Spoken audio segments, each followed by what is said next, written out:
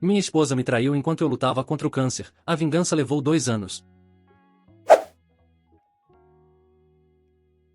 Acordei no meio da noite com uma dor no peito que parecia estar me partindo ao meio, mas não era o câncer.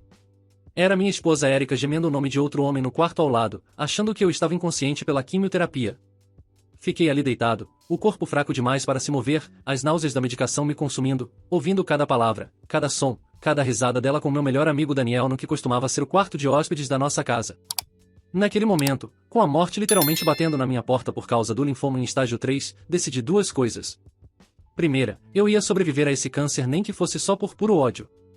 Segunda, minha vingança seria tão meticulosa, tão devastadora, que levaria o tempo que fosse necessário. E levou exatamente 2 anos, 3 meses e 17 dias. Meu nome é Marco, tenho 41 anos agora, mas essa história começa quando eu tinha 38. Érica e eu estávamos casados há 13 anos. Conheci ela na faculdade de arquitetura, eu no 3º ano, ela no 1º. Foi amor à primeira vista, daqueles que você lê em livros românticos baratos e acha piegas até acontecer com você. Ela era tudo que eu sempre quis.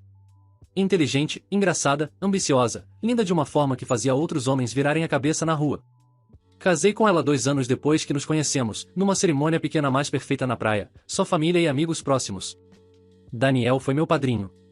Construímos uma vida juntos que de fora parecia invejável. Eu tinha meu próprio escritório de arquitetura que ia razoavelmente bem. Érica trabalhava como gerente de marketing numa empresa multinacional, ganhava até mais que eu. Tínhamos uma casa bonita num bairro nobre, 2 carros importados, viajávamos 3 vezes por ano.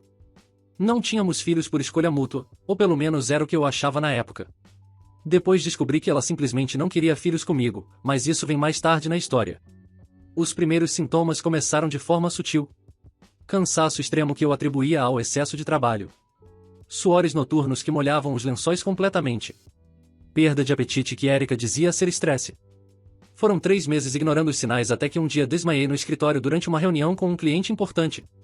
Acordei no hospital com a Érica segurando minha mão, lágrimas escorrendo pelo rosto dela, e um médico com expressão grave me explicando que precisavam fazer uma biópsia urgente nos linfonodos inchados do meu pescoço. Linfoma de Hodgkin em estágio 3. As palavras saíram da boca do oncologista Dr. Silveira como uma sentença de morte, mesmo ele explicando que as taxas de sobrevivência eram boas com tratamento agressivo. Érica desabou no consultório. Segurou meu rosto com as 2 mãos e jurou que estaríamos juntos em cada passo dessa jornada, que o câncer não tinha a menor chance contra nosso amor. Eu acreditei nela. Que idiota eu fui. O tratamento começou 2 semanas depois.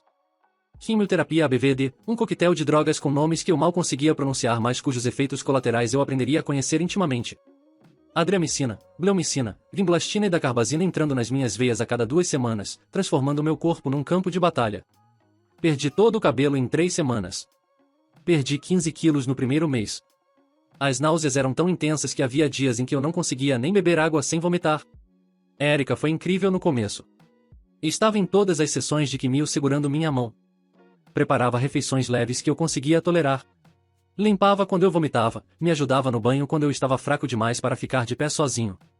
Postava updates otimistas nas redes sociais sobre nossa jornada de luta contra o câncer, fotos minhas sorrindo fracamente com o gorro cobrindo a cabeça careca, ela ao meu lado parecendo a esposa dedicada do ano. Os comentários inundavam de apoio e admiração por ela.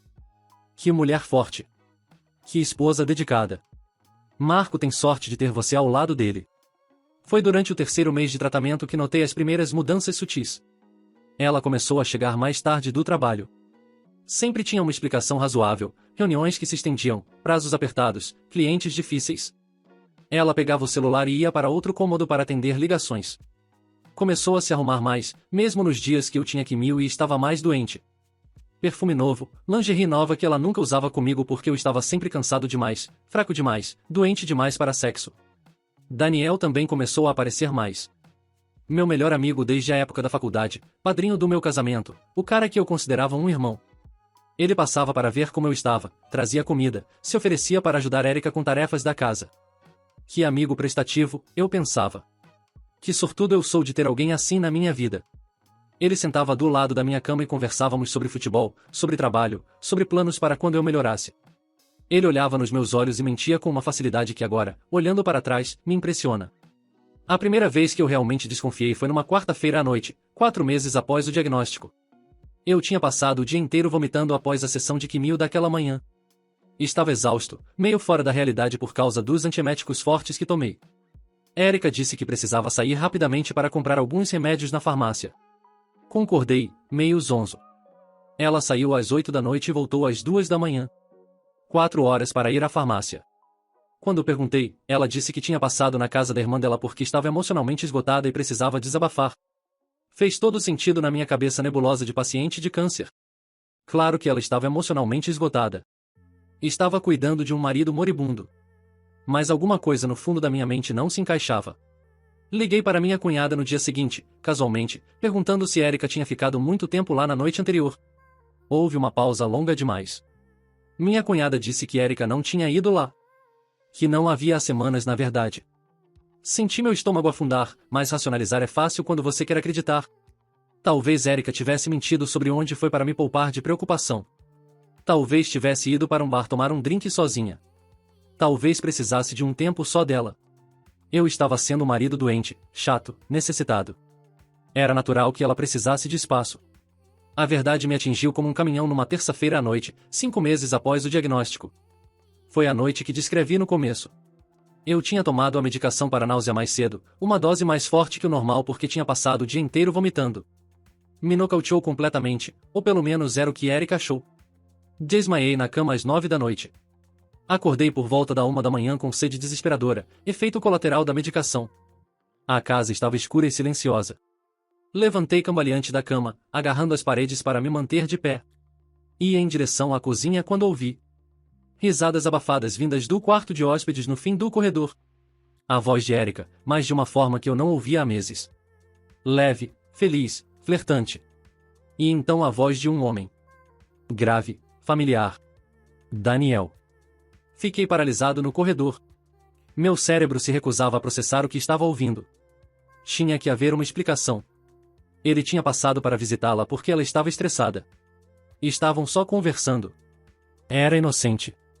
Mas então ouvi os gemidos, primeiro dela, depois dele. E então meu nome. Daniel dizendo para Erika fazer silêncio porque eu poderia acordar. Erika rindo e dizendo que eu estava nocauteado pelas drogas, que eu nunca acordava quando tomava aquela medicação específica. Minhas pernas falharam. Me apoiei na parede, escorregando até o chão do corredor, a poucos metros da porta do quarto onde minha esposa estava com meu melhor amigo enquanto eu lutava contra câncer. Lágrimas escorriam pelo meu rosto, mas nenhum som saía. Talvez fosse choque. Talvez fosse uma parte de mim já sabendo que se eu fizesse algum barulho, se eu os confrontasse naquele momento na minha condição fraca e doente, não haveria vingança. Apenas humilhação. Então fiquei ali sentado no chão frio do corredor por mais de 1 hora, ouvindo tudo. Ouvindo minha esposa fazer coisas com outro homem que ela não fazia mais comigo há meses. Ouvindo eles rirem depois. Ouvindo pedaços de conversa que eram ainda mais dolorosos que o ato físico da traição. Daniel dizendo que mal podia esperar para que tudo aquilo acabasse. Erika respondendo que logo, que os médicos tinham dito que o prognóstico era bom mas que às vezes esses tratamentos não funcionavam. A implicação era clara e nauseante. Ela estava esperando eu morrer. Quando finalmente ouvi a porta do quarto se abrir, arrastei meu corpo de volta para nosso quarto com uma velocidade que não sabia que ainda tinha. Me joguei na cama e fingi estar dormindo. Ouvi Daniel saindo pela porta da frente, tentando ser silencioso. Ouvi Erika tomando banho no banheiro da suíte, lavando o cheiro dele de si. Senti a cama afundar quando ela se deitou ao meu lado meia hora depois. Ela me beijou na testa, sussurrou que me amava. Tive que morder o interior da bochecha até sangrar para não reagir. Aliás, antes de continuar, me digam nos comentários de onde vocês estão assistindo. Curiosidade minha saber quantos de vocês estão passando ou já passaram por algo parecido. Às vezes a gente se sente muito sozinho nessas situações, então deixem aí sua localização e se quiserem, um resumo do que passaram. Agora vamos continuar. Não dormi pelo resto daquela noite. Fiquei deitado no escuro olhando para o teto, meu cérebro trabalhando em overdrive apesar da exaustão do meu corpo. A dor da traição era física, como se tivessem enfiado uma faca no meu peito e estivessem torcendo lentamente. Mas sob a dor, algo mais frio e calculado estava começando a se formar. Raiva não, raiva era quente e impulsiva. E isso era diferente. Era uma determinação gelada de fazer com que ambos pagassem de uma forma que nunca esqueceriam. Mas para fazer isso, eu precisava estar vivo. E naquele momento, minha taxa de sobrevivência não era garantida. O câncer ainda estava lá, as células malignas ainda estavam tentando me matar. Então tomei uma decisão naquela madrugada que mudaria tudo. Eu ia lutar contra aquele câncer com tudo que tinha, não porque queria viver necessariamente, mas porque eu queria viver o suficiente para destruir as duas pessoas que me traíram no meu momento mais vulnerável. A partir daquele dia, me tornei o paciente de câncer mais disciplinado que o Dr. Silveira já tinha visto. Tomava cada medicação no horário exato. Forçava comida para baixo mesmo quando cada célula do meu corpo rejeitava. Fazia os exercícios leves que o fisioterapeuta recomendava. Meditava para controlar as náuseas. Tudo que pudesse aumentar minhas chances de sobrevivência, eu fazia. E funcionou. Os exames após o 6º ciclo de quimioterapia mostraram redução significativa dos tumores. Dr. Silveira estava otimista. Érica chorou de alegria no consultório, me abraçou forte, disse que sabia que conseguiríamos. Eu retribuí o abraço e sussurrei que a amava. Cada palavra era cinzas na minha boca. Daniel mandou mensagem parabenizando e dizendo que sabia que eu era forte demais para o câncer me vencer. Agradeci e disse que mal podia esperar para comemorar com ele quando tudo acabasse. Ele respondeu com um emoji de punho fechado e corações. Mas enquanto externamente eu era o paciente de câncer grato e otimista, internamente eu estava planejando. Comecei pequeno. Criei uma conta de e-mail que eles não conheciam. Comprei um celular barato com dinheiro vivo que guardei escondido. Contraí um investigador particular que uma busca rápida no Google me indicou. Seu nome era Roberto, um ex-policial aposentado com 30 anos de experiência. Expliquei minha situação pelo telefone. Ele ficou em silêncio por um longo momento depois que terminei. Você tem certeza que quer fazer isso? Ele perguntou. Especialmente agora, com sua saúde frágil. Não seria melhor focar em melhorar primeiro? Eu disse a ele que melhorar era exatamente o que eu planejava fazer, mas que também precisava saber a extensão completa da traição. Quanto tempo isso durava? Se havia outras pessoas. Onde se encontravam? Tudo. Ele suspirou e disse que precisaria de um adiantamento. Transferi o dinheiro de uma conta que Érica não monitorava. Durante os próximos 2 meses enquanto eu terminava o tratamento de quimioterapia, Roberto fez o trabalho dele. E que trabalho! A traição não tinha começado após meu diagnóstico como eu imaginava. Tinha começado 8 meses antes. Quase 1 ano. Eles se encontravam 2 vezes por semana num apartamento que Daniel alugava só para isso. Tinham viagens planejadas juntos, fingindo viagens de trabalho quando na verdade eram escapadas românticas. Havia mensagens, milhares delas, desde conversas banais do dia a dia até sexting explícito e discussões sobre um futuro juntos após minha morte. A parte mais devastadora das mensagens que Roberto conseguiu acessar era o nível de premeditação. Érica e Daniel não eram 2 tolos apaixonados que cederam a um momento de fraqueza. Eles tinham planejado isso. Conversavam sobre como esconder melhor. Como ela deveria agir mais dedicada em público para ninguém suspeitar. Como ele deveria ser o amigo prestativo que estava sempre lá para ajudar. Havia até discussões sobre o seguro de vida. Eu tinha uma apólice de R$1 milhão. Érica era a beneficiária. Uma mensagem em particular me gelou até os ossos. Era de Daniel para Érica, 3 semanas após meu diagnóstico. Dizia, sei que é horrível pensar assim, mas às vezes esse tipo de câncer não responde ao tratamento. Se acontecer, pelo menos depois de um tempo de luto apropriado, podemos finalmente ficar juntos abertamente. E você estaria financeiramente estável também. Érica tinha respondido com um emoji de coração partido e depois, eu sei, me sinto uma pessoa horrível por ter esse pensamento também, mas não consigo deixar de calcular as possibilidades. Quando terminei de ler o relatório completo de Roberto, sentado sozinho no meu escritório em casa num dia que Érica estava trabalhando, vomitei. Não pelas drogas da quimioterapia dessa vez, mas pela pura maldade das pessoas que eu mais confiava no mundo. Eles não estavam apenas me traindo fisicamente.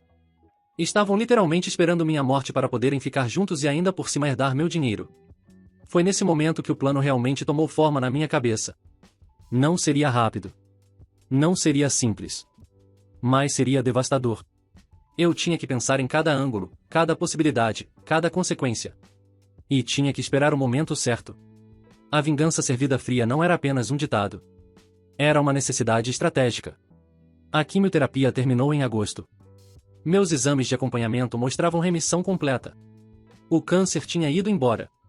Eu tinha vencido. Houve uma comemoração pequena em casa com amigos próximos e família. Daniel estava lá, me abraçando forte, dizendo que sabia que eu conseguiria. Érica organizou tudo, estava radiante, a esposa perfeita comemorando a recuperação do marido. Fiz um brinde agradecendo a todos pelo apoio, especialmente minha esposa maravilhosa que nunca deixou meu lado. As pessoas aplaudiram. Érica chorou lágrimas que pareciam genuínas.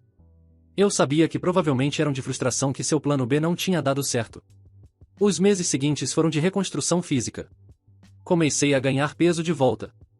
Meu cabelo cresceu, embora mais fino e com mais grisalhos do que antes.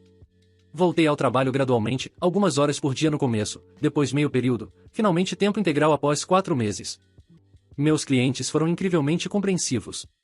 Negócios que eu achava ter perdido ainda estavam lá esperando. Durante todo esse tempo, Eric e Daniel continuaram a fé.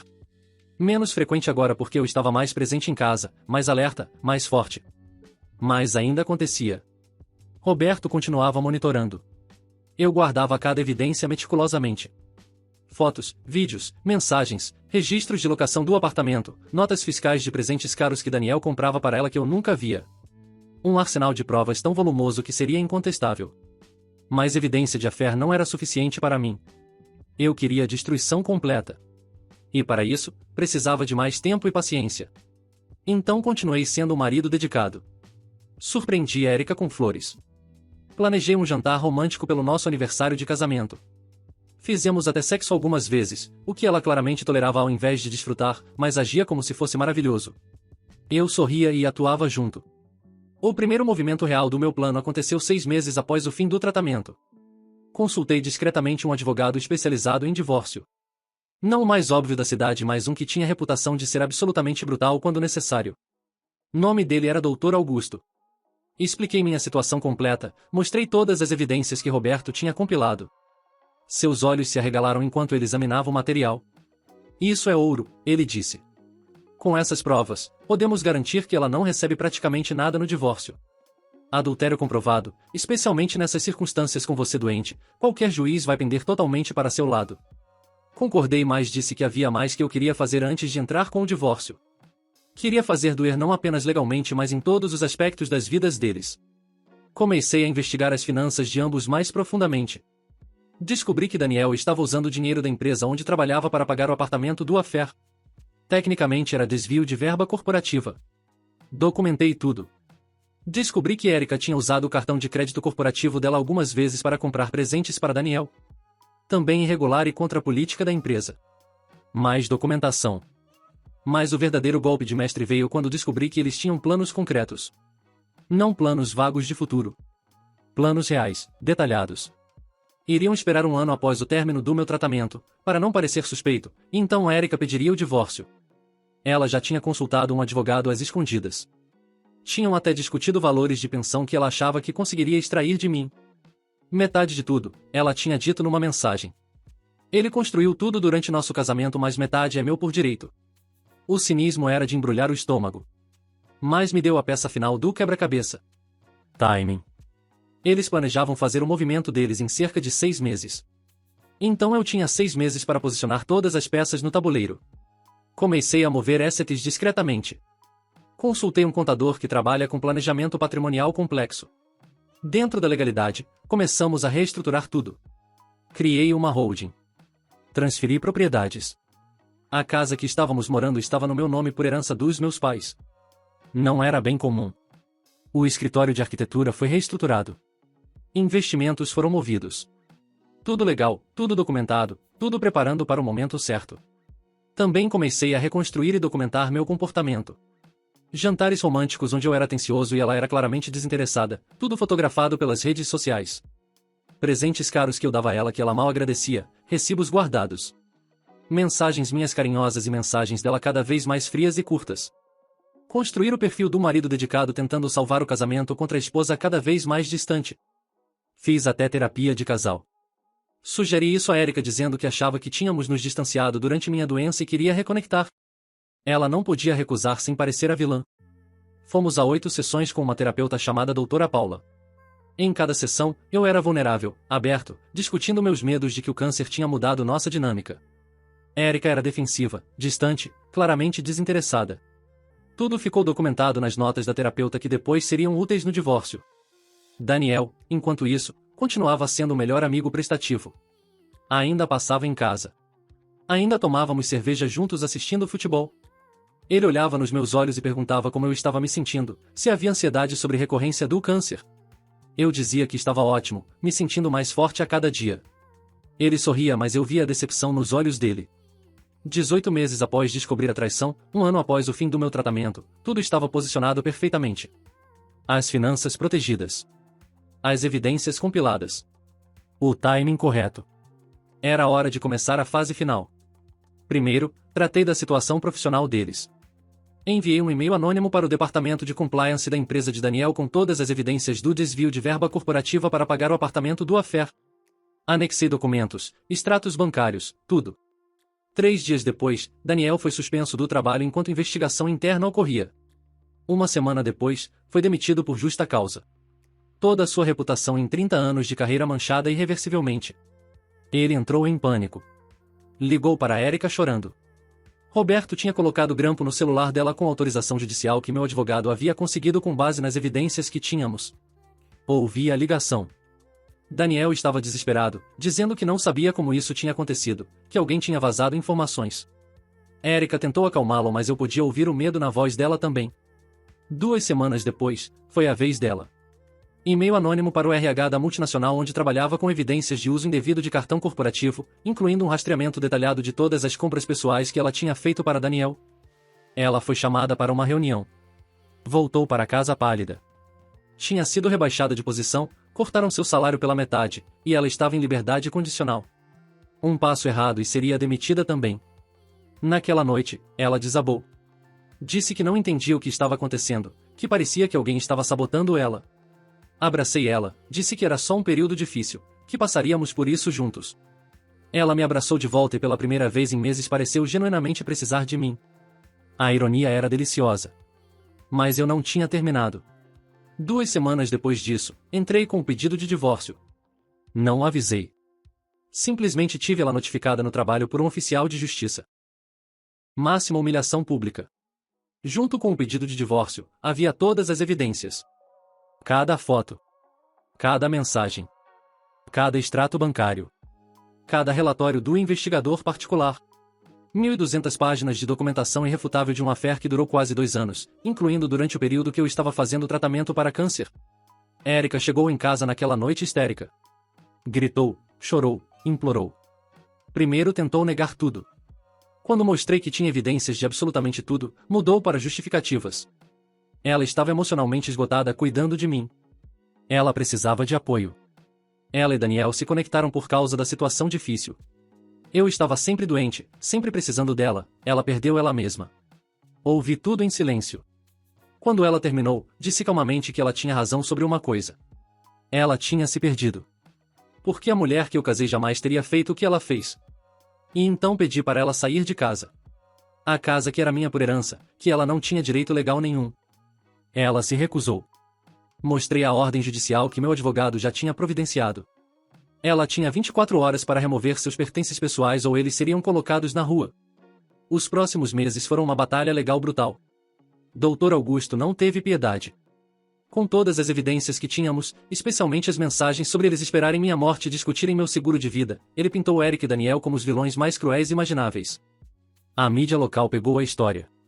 Virou notícia. Esposa trai marido durante tratamento de câncer e planeja se beneficiar financeiramente de possível morte dele.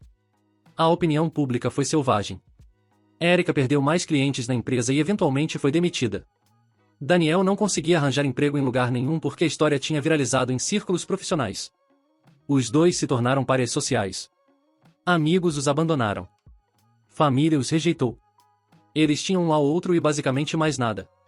O divórcio foi finalizado 14 meses após eu entrar com o pedido, 23 meses após eu descobrir a traição. Érica não recebeu absolutamente nada. Nenhuma pensão, nenhum asset, nada. Na verdade, ela teve que pagar parte das custas legais do processo porque o juiz considerou seu comportamento tão atroz que ela não merecia nenhuma simpatia judicial. Daniel perdeu tudo também. A empresa anterior processou ele pelos desvios e ganhou.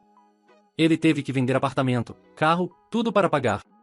Última vez que chequei, ele estava morando com a mãe aos 42 anos, desempregado e sem perspectivas. Érica tentou se aproximar de mim algumas vezes após o divórcio ser finalizado. Mensagens pedindo perdão, dizendo que cometeu o maior erro da vida dela, que estava disposta a fazer qualquer coisa para consertar. Bloqueei ela em tudo. Não havia nada que ela pudesse dizer ou fazer que mudasse o que aconteceu. Ela tinha feito escolhas. Agora vivia com consequências. Quanto a mim, hoje estou bem. O câncer continua em remissão, já fazem 3 anos. Faço check UPS regulares e tudo indica que vou ter vida longa e saudável. O escritório de arquitetura está prosperando mais do que nunca. Fiz amigos novos, verdadeiros. Comecei a namorar novamente, embora com muitas barreiras e problemas de confiança que provavelmente vou carregar para sempre. Mas estou vivo. E eles destruídos. As pessoas me perguntam se valeu a pena. Se 2 anos planejando vingança não foi tempo desperdiçado que eu poderia ter usado me curando e seguindo em frente. Minha resposta é sempre a mesma. Não foi sobre vingança eventualmente. Foi sobre justiça. Foi sobre garantir que 2 pessoas que cometeram um dos atos mais cruéis imagináveis não fossem recompensadas por isso. Foi sobre me certificar de que eles entendessem que ações têm consequências. Durmo bem à noite. Melhor do que dormia quando estava sendo traído e não sabia. Melhor do que dormia quando descobri e tinha que fingir que não sabia. A paz que tenho agora, sabendo que fiz tudo o que podia para me proteger e para garantir que justiça fosse feita, vale cada segundo daqueles 2 anos de planejamento meticuloso.